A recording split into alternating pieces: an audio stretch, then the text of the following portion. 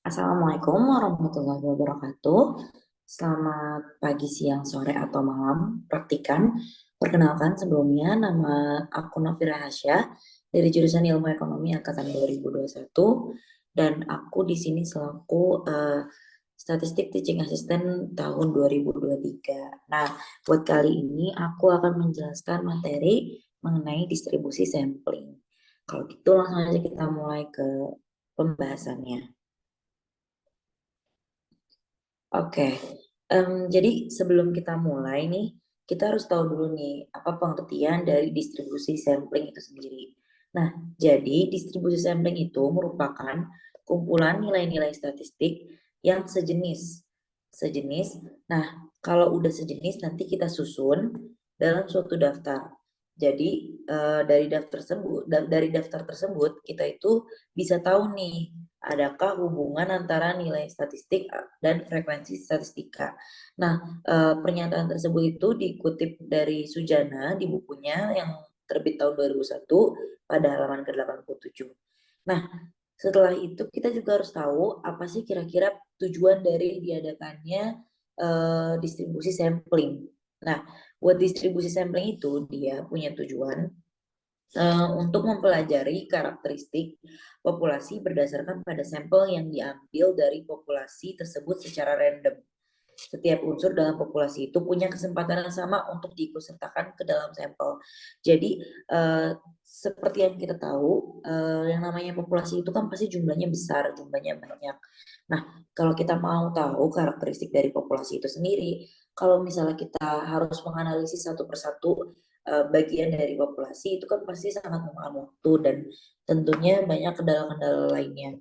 Nah, makanya dari kondisi tersebut kita itu perlu mengambil sampel secara random yang nantinya dari sampel tersebut kita lakukan distribusi sampling untuk kita bisa tahu nih karakteristik dari populasi yang harapannya sampel tersebut bisa merepresentasikan kondisi populasi yang sebenarnya kayak gitu. Oke, kita next ke bagian dari distribusi sampling. Yang pertama itu ada namanya populasi dan yang kedua itu ada yang namanya sampel. Nah, jadi apa sih populasi dan sampel? Mungkin pertama kita bahas dari populasi dulu. Populasi itu merupakan totalitas.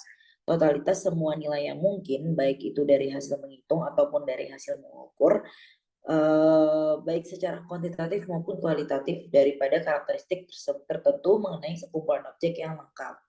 Nah, buat populasi itu sendiri berarti secara garis besarnya kayak ibaratnya keseluruhan atau jumlah total dari suatu data. Nah, untuk populasi itu sendiri dibagi menjadi dua, yaitu yang pertama ada populasi terbatas, yang kedua ada populasi tidak terbatas. Nah, apa sih yang ngebedain antara populasi terbatas sama populasi tidak terbatas? Jadi kalau populasi terbatas itu dia um, kalau populasi terbatas itu populasinya itu punya batasan yang jelas. Jadi dia itu kita tuh tahu ada batasan yang jelas yang secara kuantitatif itu terukur gitu dari populasi terbatas itu. Jadi umumnya kalau populasinya terbatas itu biasanya dia itu dapat dihitung, dapat dihitung dan jumlahnya itu bisa kita nyatakan dalam bentuk bilangan tertentu.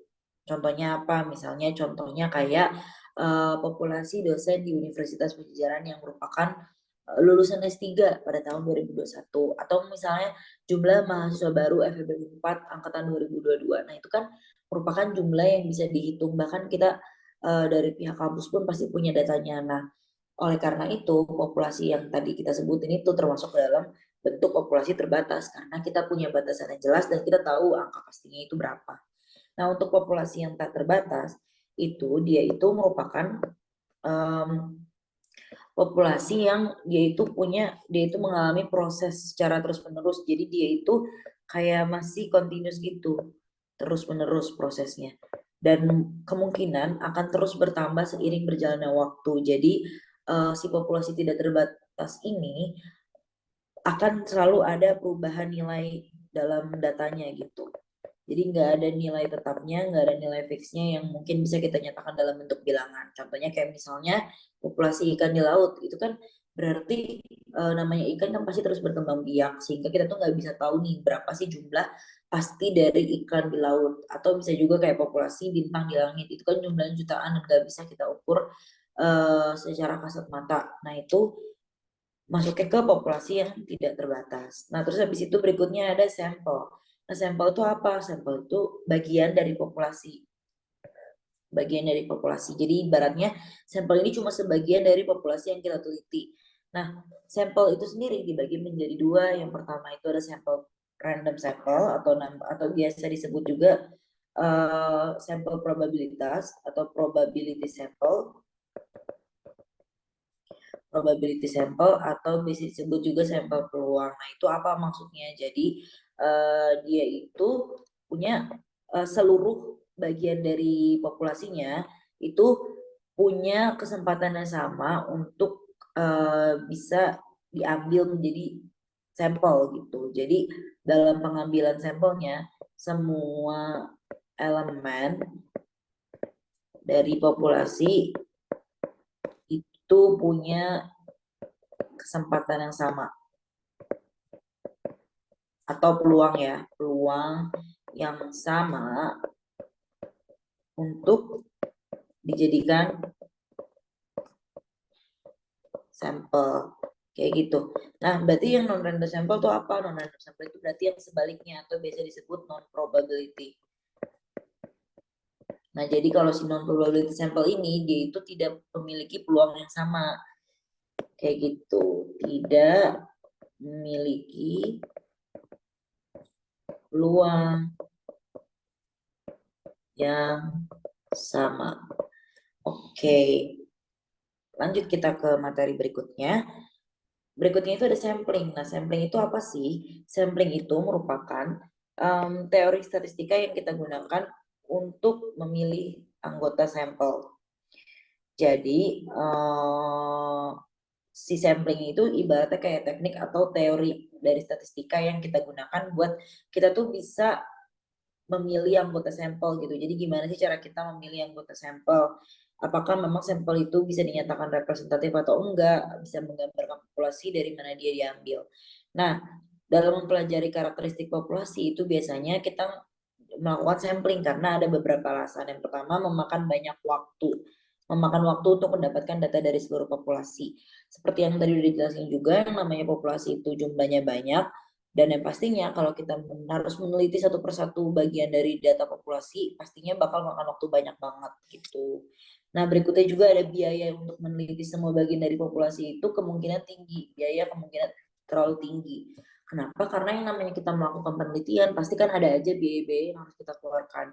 Mungkin dari biaya ongkos menuju lapangan penelitian, atau mungkin dari biaya kuesioner, biaya form wawancara segala macam itu kan pasti membutuhkan biaya. Dan itu mengakibatkan biaya yang terlalu tinggi kalau kita harus meneliti populasi satu persatu. Oke, yang berikutnya itu ada ketidakmungkinan untuk meneliti semua bagian dari populasi. Karena yang seperti kita tahu manusia itu kan punya kapabilitasnya ya. Sedangkan yang namanya populasi itu jumlahnya gak menentu gitu. Ada yang bisa banyak banget, ada yang bisa jutaan bentuk, atau misalnya ya pokoknya intinya banyak, dan secara umum itu dianggap tidak mungkin untuk kita meneliti satu persatu. Nah, yang keempat itu ada beberapa percobaan yang bersifat merusak. Maksudnya apa? Jadi kayak misalnya nih, kita punya beberapa data dan misalnya kita itu melakukan penelitian data berdasarkan jumlah populasi. Nah, misalnya dalam populasi itu sendiri ada yang datanya mungkin baik, ada yang datanya kurang baik. Nah, data yang kurang baik tadi itu bisa merusak kondisi hasil dari percobaan yang kita lagi teliti. Kayak misalnya datanya itu nggak sempurna. Nah, tapi kita masukkan dia ke dalam penghitungan. Nah, itu akan mengakibatkan data yang semulanya baik jadi kurang merepresentatifkan yang sebenarnya karena ada kondisi yang merusak tadi gitu. Nah, habis itu ada hasil dari sampel itu sudah memadai. Oke. Jadi maksudnya apa? Maksudnya si sampel itu sebenarnya udah cukup kok memadai. Jadi kita nggak perlu melakukan nggak perlu melakukan penelitian dari populasi, tapi dari sampel pun kita itu udah cukup mendapatkan jawaban yang kita harapkan kayak gitu. Nah, berikutnya itu ada metode sampling. Nah, metode sampling itu ada macamnya nih yang aku tulis di sini itu ada 4. Yang pertama itu ada simple random sampling seperti yang tadi teman-teman juga udah dengar. Jadi setiap anggotanya itu punya kesempatan yang sama untuk dijadikan sampel kayak yang tadi udah jelasin sebelumnya. Nah, yang berikutnya itu ada systematic random sampling. Nah, kalau systematic random sampling dia itu eh, kita itu pertama memilih dulu nih starting point-nya dari suatu populasi. Lalu nanti kita urutin setiap anggota dari populasi tersebut dengan cara-cara tertentu. Nah, dengan cara-cara tertentu itu yang dimaksud sistematika yang harus diterapkan gitu. Makanya disebut sistematik. Jadi dia itu nggak punya kesempatan yang sama, melainkan si sampelnya itu harus punya sistematika atau harus punya kriteria tertentu yang bisa menjadi dasar dia dipilih menjadi sampel kayak gitu. Nah, yang berikutnya itu ada stratified random sampling. Nah, stratified random sampling itu apa? Jadi dia itu populasinya dibagi dulu nih jadi berbagai strata-strata atau kelompok-kelompok tertentu. Nah, nanti dari setiap kelompok baru diambil secara random sampelnya dari setiap kelompok kayak gitu. Berikutnya itu ada cluster sampling. Nah, cluster sampling itu sendiri dia itu dipilih beberapa cluster nih pertamanya secara random. Misalnya nih cluster, cluster, cluster, cluster terus dipilih. Nah, nanti dari setiap cluster itu kita ngambil sampelnya. Ambil sampel, ambil sampel, ambil sampel. Nah, baru nanti jadilah cluster sampling kayak gitu. Oke. Nah, kita udah masuk ke metode sampling, berikutnya kita akan masuk ke materi tentang distribusi sampling. Nah, distribusi sampling itu apa? Distribusi sampling itu suatu probabilitas distribusi dari semua rata-rata sampel yang memungkinkan dari sebuah ukuran sampel. Macamnya ada apa aja nih? Nah, untuk distribusi sampling itu sendiri, kita itu perlu melakukan untuk mempelajari karakteristik populasi berdasarkan sampel yang kita ambil dari populasi tersebut. Nah, jenisnya ada 4. Yang pertama itu ada distribusi sampling rata-rata, yang kedua ada distribusi sampling proporsi, yang ketiga ada distribusi sampling selisih rata-rata, dan yang terakhir ada distribusi sampling selisih proporsi. Nah, mungkin untuk penjelasan lebih detailnya akan masuk ke pembahasan berikutnya. Oke, yang pertama kita masuk dulu ke distribusi sampling rata-rata. Nah, apa sih distribusi sampling rata-rata? Jadi, distribusi sampling rata-rata itu merupakan suatu distribusi probabilitas dari besaran rata-rata hitung yang muncul dari sampel dan probabilitas terjadinya dihubungkan dengan setiap rata-rata hitung sampel. Jadi pada intinya, isi distribusi sampling rata-rata ini menjadikan rata-rata dari setiap sampelnya itu menjadi dasar dalam pengukuran distribusi sampling kayak gitu. Makanya nanti kalau misalnya teman-teman ketemu distribusi sampling rata-rata soalnya itu pasti yang diketahui itu rata-ratanya kayak gitu. Nah, si distribusi sampling rata-rata ini punya rumus. Nah, rumusnya itu dibagi menjadi 2 macam. Yang pertama itu ketika N kecil dibagi N besarnya itu kurang dari sama dengan 5%, dan ketika N kecil bagi N besarnya itu lebih dari 5%. Maksudnya apa nih N kecil per N besar? Jadi ini itu dimaksud merupakan proporsi suatu sampel terhadap populasi. Nah, kalau misalnya teman-teman itu menemukan proporsinya itu lebih dari 50%, maka teman-teman perlu mengalihkan faktor koreksi dalam menghitung standar deviasi. Kayak gitu. Nah, untuk caranya ini sebenarnya sama aja. Ini tuh diasumsikan bahwa rata-rata distribusi sampling rata-rata itu sama kayak rata-rata dari populasinya. Kayak gitu. Nah, ini yang untuk yang di sini juga sama. Ini mohon maaf ya, harusnya mu x bar tanda stripnya tanda barnya kebalik. Terus untuk rumus standar deviasinya itu ada standar deviasi distribusi sampling sama dengan standar deviasi dibagi sama akar n. Nah, kalau misal udah dibagi sama akar n, nanti dikalikan sama faktor koreksi. Ini yang disebut faktor koreksi. Nah, faktor koreksi ini hanya digunakan ketika proporsi yang tadi aku jelasin di awal itu lebih dari 5%. Nah, kalau yang berikutnya itu udah nilai baku, rumusnya sama, ini juga kebalik. Jadi harusnya X bar minus mu X bar dibagi sigma X bar. Kayak gitu, yang ini juga sama, itu untuk cari nilai baku. Nah, yang berikutnya itu ada masuk ke contoh soal, biar teman-teman langsung kebayang kali ya. Jadi di sini ceritanya dari 250 orang calon mahasiswa baru Unpad yang mengikuti UTBK, nilai mereka itu berdistribusi normal dengan rata-ratanya 75. Nah, kayak aku tadi bilang di sini diketahui rata-rata, berarti kita pakai distribusi rata-rata. Nah, standar deviasinya katanya 8. Nah, terus berapa sih peluang dari 30 calon yang mahasiswa baru tersebut ternyata punya nilai UTBK-nya itu antara 70 dan 85. Nah, berarti di sini ceritanya si 30 dari 250 populasi kita ngambil 30 dong buat sampel, makanya N besar atau ukuran populasi itu 250, ukuran sampelnya 30 diketahuinya. Terus tadi katanya ceritanya kan rata-ratanya 75, berarti mu-nya 75 dan standar deviasinya itu 8. Ditanya berapa peluang kalau nilainya itu di antara 70 dan 85. Berarti itu harus pakai tanda yang kayak gini nih. Nih, kayak gitu. Dan karena diantara berarti namanya diantara nih, misalnya ini diantara dua titik tersebut berarti kan wilayahnya yang di sini kan, si titik tersebut tidak masuk, berarti makanya kenapa dia itu pakai tanda kurang dari, bukan tanda kurang dari sama dengan. Nah, oke, langsung aja masuk ke cara jawabnya gimana sih.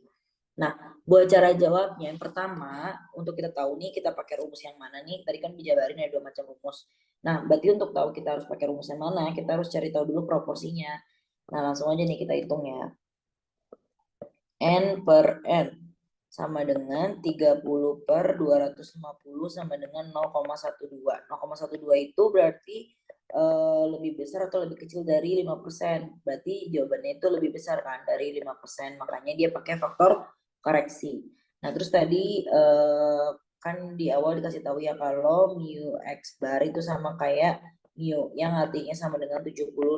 Di soal dikasih tahu. Terus kita cari juga sigma atau standar deviasinya. Nah, rumusnya apa? Karena pakai faktor koreksi jangan lupa dimasukin. Rumusnya standar deviasi dibagi akar N dikali sama N minus N kecil dibagi N besar minus 1. Masukin nih angkanya. Tadi standar deviasi berapa? 8 per akar N-nya berapa? 30. Dikali sama 250 kurang 30 per 250 kurang 1. Langsung dicari jawabannya, nanti ketemu hasilnya itu 1,3729. Nah, ini itu jangan lupa cara ngitungnya itu jangan kebalik, pakai sistematika, pakai aturan matematikanya. Jadi nanti teman-teman hitung dulu nih 250 kurang 30 berapa, 250 kurang 1 berapa, baru dibagi, baru nanti teman-teman cari nilai akarnya. Baru dikaliin sama si nilai mereka. Ketemulah hasilnya 1,3729. Nah, oke, kita lanjut, kita cari nilai bakunya sekarang, yaitu sorry, nilai Z-nya, karena tadi nih di soal kan dikasih tahu ya ada nilainya itu antara 70 dan 85, berarti ini tuh kita jadi acuan. Jadi yang namanya ditanya itu berarti nanti akan jadi nilai Z1 dan Z2-nya gitu. Nah, ini berarti untuk yang buat Z1 ini buat Z2. Nah, Z1-nya itu sama dengan rumusnya masukin X bar dikurang sama mu X bar dibagi standar deviasi X bar. Nah, itu rumusnya karena tadi di antara 70 dan 85 berarti Z1-nya kan 70, berarti X bar-nya itu 70 dulu masukin dikurang sama 75 dibagi sama dibagi sama 1,3729. Nanti hasilnya teman-teman ketemu nilainya minus 3,64 kayak gitu. Terus cari deh nilai Z2-nya berapa. Nilai Z2-nya pakai rumusnya sama, jangan lupa ditulis rumusnya biar ingat. Masukin tadi kan antara 70 dan 85, berarti rata-rata yang keduanya itu 85 dikurang 75 dibagi 1,3729. Teman-teman nanti akan dapat hasil hitungnya itu 7,28. Nanti dari angka di sini teman-teman cari nih ke tabel Z berapa sih nilai luasnya gitu. Lalu teman-teman gambar aja deh distribusi normalnya. Nih cerita gini, maaf ya kalau kurang lebih. Ini kan puncaknya. Nah, ini misalnya ini 0. Nah, terus tadi kan nilainya ada yang negatif ada yang positif. Nah, yang negatif itu di sini nih. Itu katanya minus 3,64 dan yang di sini itu katanya 7,28 di ujung. Karena maksimalnya itu kan 3,9, berarti ini kan udah lebih dari 3,9, berarti 7,28 ini diasumsikan ada di paling ujung banget. Nah, karena yang ditanya antara, berarti teman-teman cari aja luas di antara kedua angka tersebut. Berarti harusnya itu kan gini ya, gini.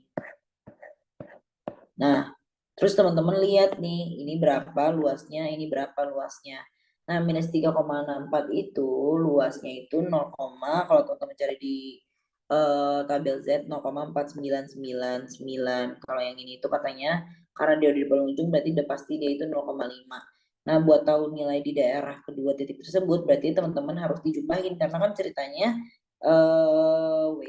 ceritanya dari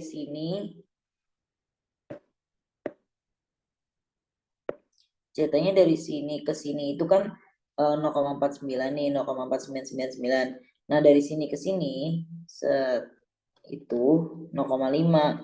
Makanya teman-teman hanya perlu cukup menjumlahkan antara kedua bilangan tersebut, lalu nanti teman-teman ketemu hasilnya itu 0,9999 atau teman-teman bisa tulis itu 99,99%,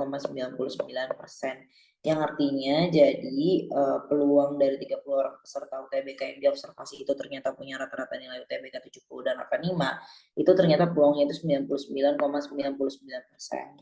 Kayak gitu teman-teman. Semoga paham ya teman-teman. Nah, lanjut aja kita masuk ke materi yang kedua yaitu distribusi sampling proporsi. Nah, buat distribusi sampling proporsi itu sebenarnya mirip-mirip banget sama distribusi sampling rata-rata. Paling yang ngebedain itu cuma kalau sampling proporsi berarti ini dijadikan acuan itu proporsinya. Kayak gitu, proporsi dari suatu sampel. Sama halnya kayak tadi si distribusi sampling proporsi rata-rata, distribusi sampling proporsi juga punya dua rumus berdasarkan si proporsinya. Nah, kalau yang tadi kan rata-rata katanya sama kayak mu ya. Nah, tapi kalau sekarang itu enggak. Jadi rata-ratanya itu sama kayak pi peluangnya gitu. Nah, sama halnya kayak tadi yang ngebedain antara si proporsi besar dari yang kurang dari sama dengan 5% itu cuma faktor koreksi, selebihnya itu sama aja. Jadi nanti teman-teman langsung dibaca aja nih buat rumusnya. Nah, si P ini adalah peluang dari hal yang dikasih tahu. Peluang dari yang diketahui.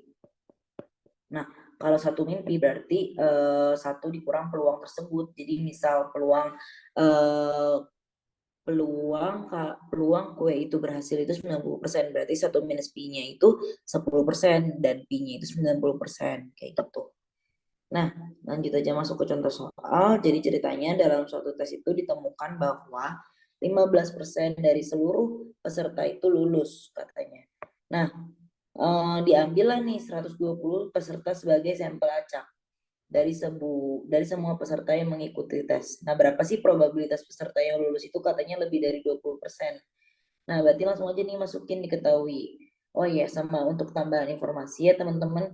Jadi kalau yang namanya proporsi itu, dia itu entah bisa dalam bentuk rasio, misalnya X per N, bisa juga dalam bentuk presentase, kayak gitu. Itu untuk proporsi. Nah, kalau di sini kan berarti dikasih taunya dalam bentuk apa? Presentase kan. Makanya kita langsung tahu nih kalau ini tuh pakai distribusi sampling proporsi. Langsung masukin aja diketahuinya katanya diambil 120 peserta, berarti yang kecilnya 120 sebagai sampel. Nah, P-nya atau peluang dia lulus itu katanya 15%, berarti 15% itu 0,15. Pertanyaannya berapa probabilitas katanya lebih dari 20%, berarti P X per N lebih dari 20%. Oke, itu. Lanjut aja kita isi jawabannya kayak gimana nih. Nah, jadi seperti yang tadi, karena tapi di sini nggak dikasih tahu ya, karena di soal tidak diberitahu ukuran dari si populasi, maka kita bisa asumsikan kalau dia itu kalau dia itu nggak perlu pakai faktor koreksi, atau diasumsikan katanya proporsi antara n besar dan n kecil itu, n kecil dan besarnya itu kurang dari sama dengan 5%. Makanya tidak perlu faktor koreksi, kayak gitu ya. Nah, jadi langsung masuk aja nih ke yang pertama. Tadi katanya rata-ratanya itu sama dengan pi peluangnya, atau ya peluang. Katanya 0,15 kan. Nah, baru deh masukin si standar deviasi kita cari. X per N. Sama dengan nih, katanya rumusnya itu pi kali 1 minus pi dibagi sama N. Masukin deh. Pi-nya berapa tadi? 0,15. Berarti 0,15 dikali 1 kurang 0,15, 0,85. Nah, itu dibagi sama jumlah datanya 120. Nanti kalau teman-teman hitung bisa ketemu hasilnya 0,03259. Nah, baru kita cari nilai bakunya. Z sama dengan X per N dikurang sama mu X per N dibagi sama standar deviasi X per N. Masukin nih angkanya X per N tadi kan X, jadi tuh pokoknya ya kalau teman-teman perlu mau notice sesuatu ya, pokoknya semua yang ada di bagian kiri nih, di bagian kiri nih, itu tuh biasanya hal yang ditanyakan, sama halnya kayak tadi nih ya. Wait, sama halnya kayak tadi nih, yang bagian kiri itu tuh yang ditanyakan. Jadi teman-teman langsung aja, jangan lupa lagi gitu kalau dalam mengerjakan soal berikutnya. Nah, tadi kan ditanya katanya peluangnya kalau lebih dari 20%, berarti X per N-nya berapa? 20% ya, 0,2. 0,2 dikurangi sama mu X per N itu yang ini, itu 0,15 dibagi sama standar deviasinya yaitu 0,03259. Nah, baru nanti kalau teman-teman hitung hasilnya dapat 1,5339. Gitu. Baru teman-teman cari di tabel Z. Lalu kita cari aja deh kurva distribusi normal.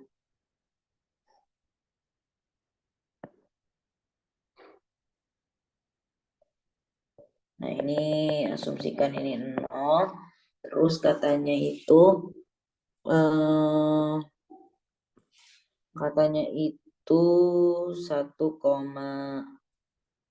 hasilnya tadi 1,53 ya, berarti dia ada di kanan karena nilainya positif 1,53. Terus katanya itu peluang kalau misalnya itu lebih dari, berarti kalau lebih dari yang perlu kita lihat itu sisi sebelah kanan, karena semakin ke kanan dia semakin nilainya besar, semakin ke kiri dia semakin nilainya kecil. Karena dia minta lebih dari, berarti kita harus ke kanan. Yang ini. Nah, buat tahu luas si ini itu berapa, kan kita tahu ya kalau misalnya dari sini ke sini itu nilainya 0,5.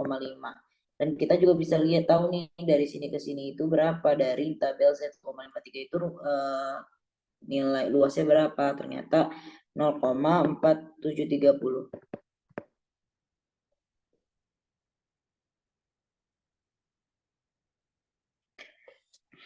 Nah, berarti teman-teman langsung bisa aja nih hitung buat nyari tahu daerah yang diarsir itu 0,5 dikurang sama 0,4730. Hasilnya 0,063. Jadi peluang kalau misalnya 120 peserta itu yang dijadikan sampel itu lulus lebih dari 20% itu sebesar 6,3%. Oke, next soal karena udah mepet juga. Masuk ke kekeliruan baku itu, kekeliruan baku itu nilai minimum ukuran sampel N yang bisa ditentukan apabila ukuran proporsi tiap sampel yang diharapkan itu yang terjadi itu diketahui. Nah, kalau dikehendaki selisih rata-rata setiap dua sampel itu tidak lebih dari D, maka berlaku si keterangan yang di tabel tersebut. Kita langsung masuk ke contoh soal karena mungkin membingungkan ya. Contoh soalnya itu dari suatu proses produksi baju ternyata katanya 90%-nya itu hasilnya baik dan 10%-nya itu hasilnya kurang. Nah, berarti dari selama proses berlangsung diambil itu sampelnya itu 100 katanya, 100 baju. Nah, berapa sih sampel paling sedikit yang dibutuhkan agar jika kita mengambil sampel dengan ukuran tersebut, persentase kerusakannya itu diharapkan tidak lebih dari 2%. Jadi diketahui ya, Pi-nya itu 10%. Kan dia nanyanya persentase kerusakan. Berarti namanya kerusakan dia masuknya kurang baik kan. Makanya kenapa kita pakai V-nya itu V yang kurang baik, yang 10% bukan 90%. Terus D-nya itu katanya 2%, dikasih tahu. Diharapkan tidak lebih dari 2%. Berarti ditanya nih, N-nya berapa nih? Jumlahnya berapa? Biar ketika ngambil sampel itu persentase kerusakannya nggak lebih dari 2%. Masukin aja ke rumus. Kan tadi dikasih tahu ya. Kalau rumusnya itu akar Pi dikali 1 minus Pi dibagi N kurang dari sama dengan D. Nah, masukin nih 0,1 dikali 0,9 dibagi sama N itu katanya kurang dari 0,02. Nah, kali silang nih teman-teman, nanti akan ketemu N-nya itu lebih besar dari 225. Jadi butuh 225 baju untuk biar kalau kita melakukan penelitian dari ukuran sampel tersebut itu tuh nggak lebih dari 2% kerusakannya kayak gitu. Oke, kita lanjut ke distribusi sampel yang selisih rata-rata. Sebenarnya mirip banget sama yang rata-rata. Bedanya kalau ada kata selisih berarti kan dia ada pembanding, ada komparasi ya. Nah, makanya dia itu biasanya ada lebih dari satu sampel atau satu populasi yang berbeda gitu. Nah, masuk aja contoh soalnya. Ini jadi ceritanya gini, kalau misalnya N1, N2, kan kalau dari 2 sampel berarti N1, ada N1, N2. Nah, kalau lebih dari 30 berarti kan ukuran sampelnya cukup besar. Nah, maka distribusi sampel dengan selisih rata-rata itu bakal sangat mendekati distribusi normal. Nah, untuk mengubah ke dalam bentuk normal itu diperlukan rumus seperti ini nih. Nanti teman-teman bisa dibaca. Yang ngebeda ini palingan kayak misalnya kalau yang selisih ini jadinya ada 1, 2, ada codingan 1, 2 di setiapnya. Dan ada tanda minus juga untuk menandakan selisihnya. Kayak gitu. Teman-teman bisa sambil dibaca ya rumusnya.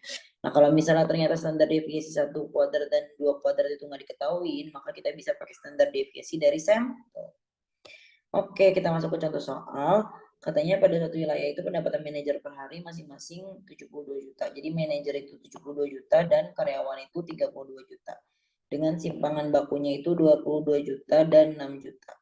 Nah, jika diambil dari wilayah tersebut diambil sampel manajer sebanyak 50 orang dan karyawan sebanyak 140 orang, tentukan probabilitas bahwa pendapatan manajer itu 48.000 lebih besar.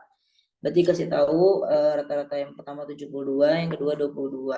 Ini yang satu itu berarti untuk manajer, dua itu untuk karyawan.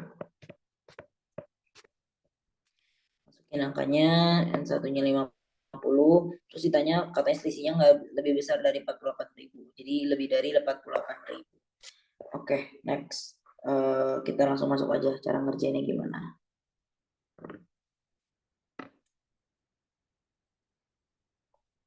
Oke, untuk cara yang pertama itu kita kan tahu ya, kalau misalnya si selisih antara X bar 1 dikurang X bar 2 itu sama aja kayak mu 1 kurang mu 2.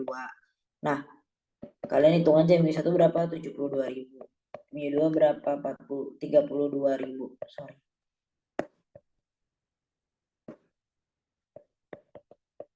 Berarti berapa selisihnya? 40.000. Terus cari deh standar deviasinya.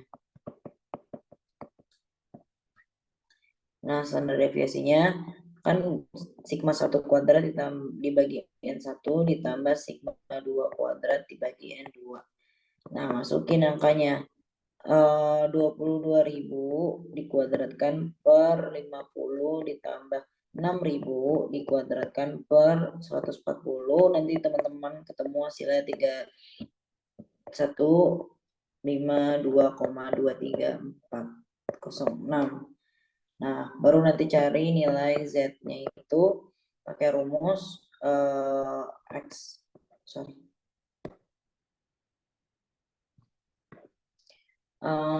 bar 1 kurang X bar 2 itu dikurangin sama mu 1 kurang mu 2 dibagi sama sigma X bar 1 kurang X bar 2. Masukin tadi selisihnya katanya nggak boleh lebih dari 48.000, terus dikurangin sama tadi selisihnya itu 40.000 nih, 40.000 dibagi sama sigmanya itu yang ini. Nanti ketemu teman-teman hasilnya 2,5378. Dia tabel Z, lalu kita jangan lupa gambar.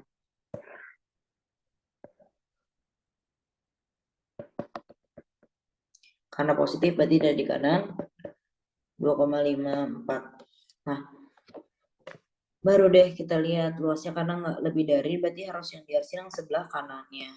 Jadi di sini rumus sama, cari dulu luas yang 2,51 berapa, 2,54 berapa, ternyata luasnya itu 0,4945. Nah, berarti dikurangin aja 0,5 dikurangi sama dengan 0,0055. Jadi peluang bahwa pendapatan manajer 48.000 lebih besar dari karyawan itu 0,55%.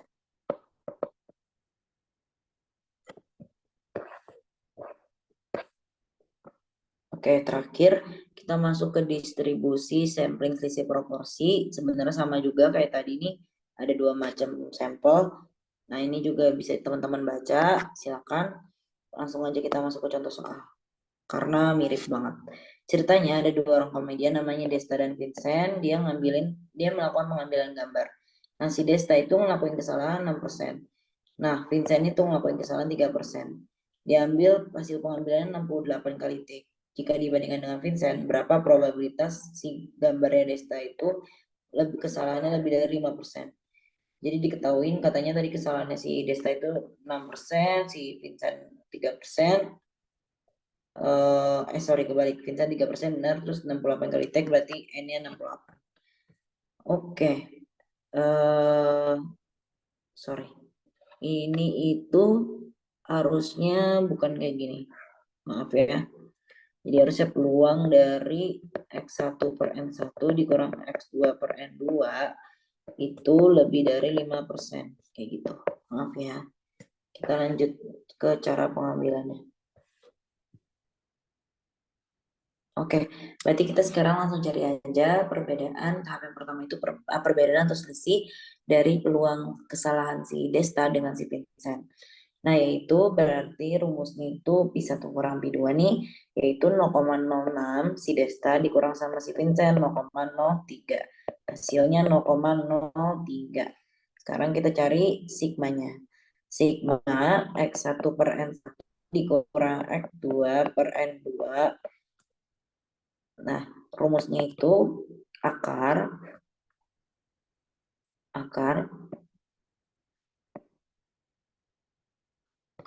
dari P1 kurang 1 minus P1 per N1 ditambah P2 dikali 1 minus P2 dibagi N2.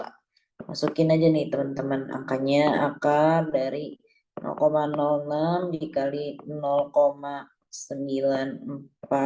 dibagi N1-nya itu 68 ditambah 0,03 dikali 0,97